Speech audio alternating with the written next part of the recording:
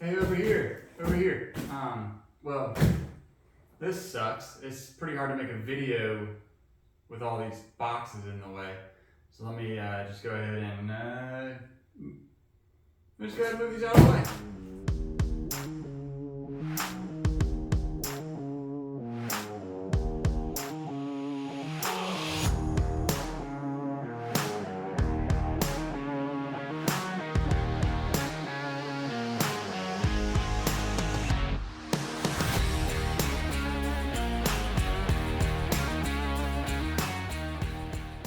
Hey, my name's Tim and this is Tim the Trailman. Welcome back to the channel. Today we're going to go over the lift kit that I purchased. I assembled everything that I kind of wanted and bought it. And so after a lot of research, internet, Instagram chats, Facebook Messenger, and just as much research as I could do, I assembled everything that I could afford and everything that I thought that I would need for the 4Runner for the things that I do here in the Southeast predominantly, but hopefully would not limit me if I traveled elsewhere. And so through the video, we're going to go through everything that I have here on the toolbox and then just go over it one piece at a time. And I'm going to go over why I got it and what I think about it, how it's going to benefit me for on-road use and off-road use because the 4Runner gets used for both. So let's get started. Okay, so we're going to start with the front suspension and then we'll work our way to the back of the 4Runner. And so the end result is I'm going for a 3-inch lift in the front and a 2-inch lift in the back. And that should also level out the rig. And so to get started, we have 2.5 DSC coilovers with a remote reservoir. The DSC stands for dual speed compression. So it has a high speed and a low speed adjuster valve. And it's not for the speed of the vehicle that it's going, it's for the speed of the shock shaft itself. So for any high speed abrupt movements, you're gonna wanna stiffen that up so you don't bottom out. And then any low speed shaft movements, think highway or maybe just some Forest Service roads, you can loosen that or tighten that up depending on if the 4Runner is feeling wavy, loose, if it's making you feel a little uneasy while driving it.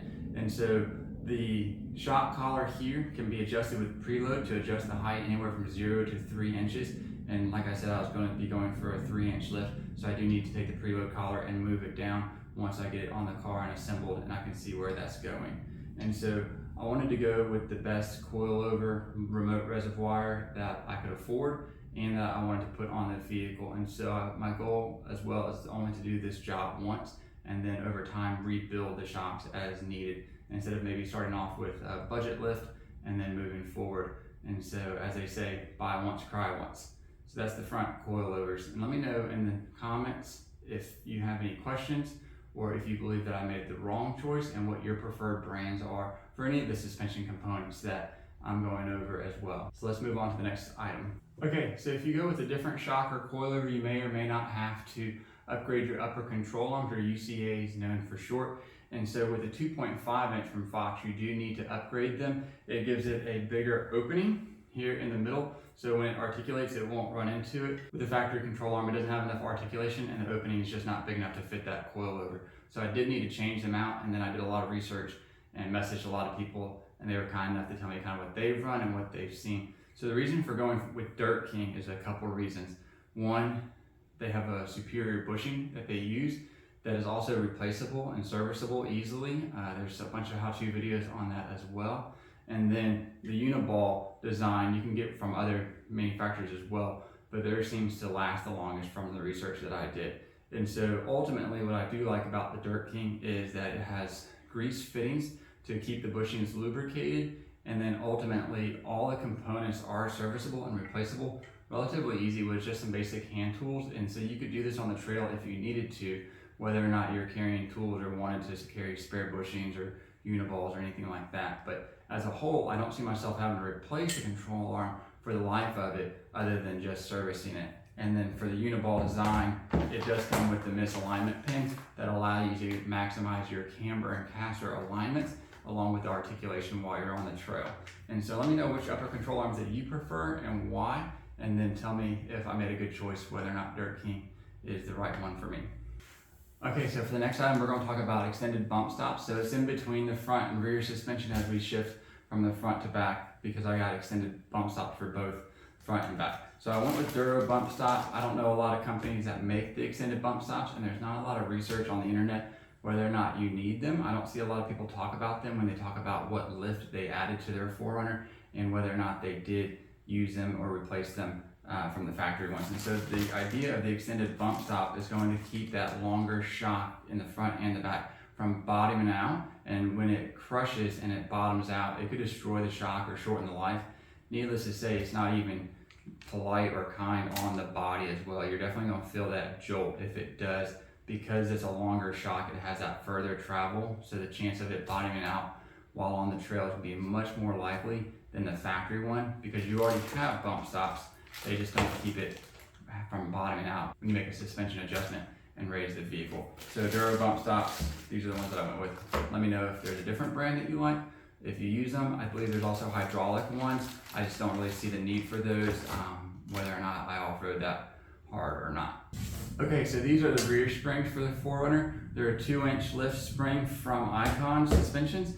And so, little known fact, I believe there's one company that makes 80 or 90% of the springs. These are just branded Icon. I don't know what the weight rating is. The way that I understand them though, is that the spring is going to raise the 4Runner to a certain height, and then with that amount of weight, 600 pounds, 700 pounds, additional maybe 150 pounds, the 4Runner should sit at a 2-inch lift when it's weighted. So these springs very well could make the rear of the 4Runner lift higher when there's nothing back there. But when you go camping or off-roading, you're going to have your recovery kit, you might have your trailer back there. So the springs have a little bit more weight rating that allows the 4Runner not to sag once you add all that to it. And so these are from Icon. I just don't know the weight rating. The way that I shopped it was a 2-inch lift with a certain amount of weight added to the 4Runner. So let me know which springs that you run, if you put airbags back there, and then if you can confirm whether or not one company does or doesn't make all the springs and just powder coats them a different color. So let me know.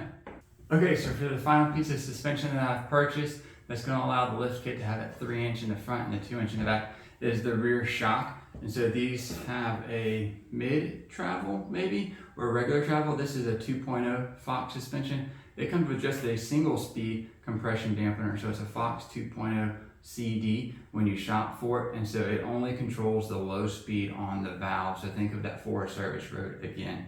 And the reason why I went with the 2.0 instead of an upgraded 2.5 rear shock with the remote reservoir that comes with the dual speed is for the 4Runner. That's actually a Tundra conversion kit. And to allow that to fit in the back, you actually need to put a spacer behind the wheel to move the tire further out, and or a negative offset tire. A negative offset wheel. So that will allow the tire and wheel combo to move further away from the chassis, and then this shock can fit in there as well with the reservoir, and then as it articulates, it won't hit it.